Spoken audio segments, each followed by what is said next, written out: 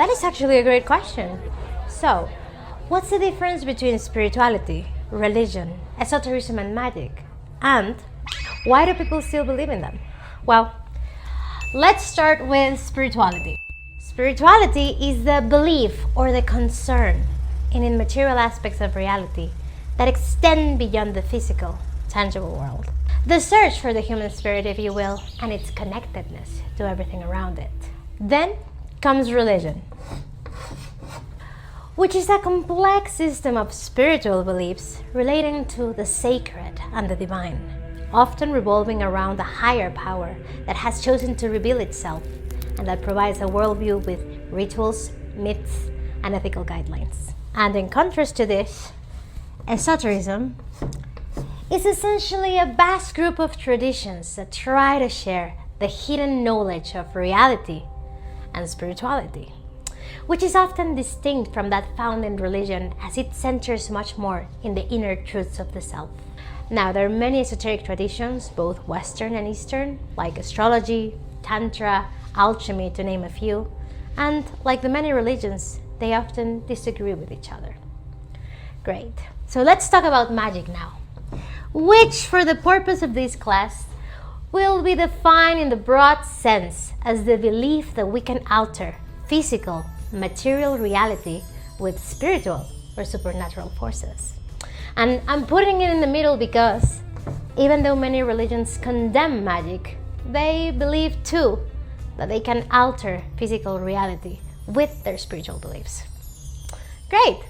So now that all these crazy terms are clear, let's speak about two profound reasons why people still believe in spirituality. The first and most obvious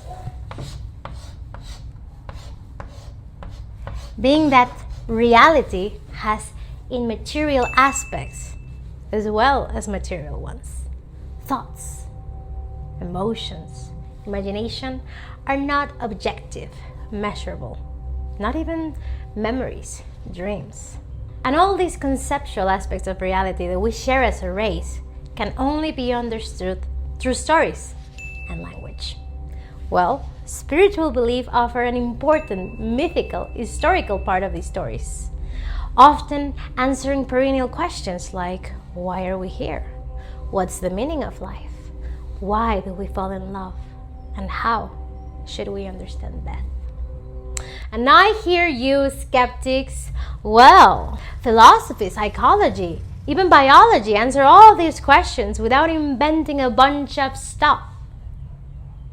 And my answer to you would be, do they?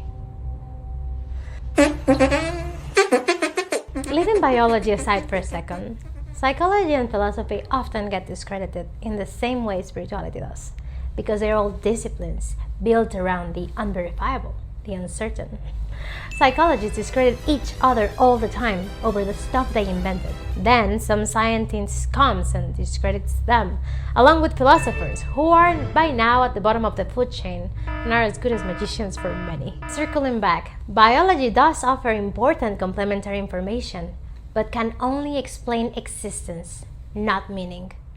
So yeah, knowing that we have an urge to reproduce or that we produce dopamine may not be enough to answer all the questions we have regarding love or the complicated relationship schemes we have developed as a race. Because even if we reduce feelings to their organic components, we will still need to build a belief system around them. And there will be gaps. And on those gaps, space for interpretation. That's the thing here. Interpretation is necessary for all aspects of intangible reality. And sadly, for some hardcore scientists and statisticians, it is also necessary for many aspects of tangible reality as well. I mean, I studied economics, and there are often differing tales behind the same numbers. And that's why some people still believe in spirituality, or some psychological theories, or even economic models, because they agree on the interpretation of reality they offer. The problem arises, of course, when they argue that they have the one and only valid interpretation, the one and only truth.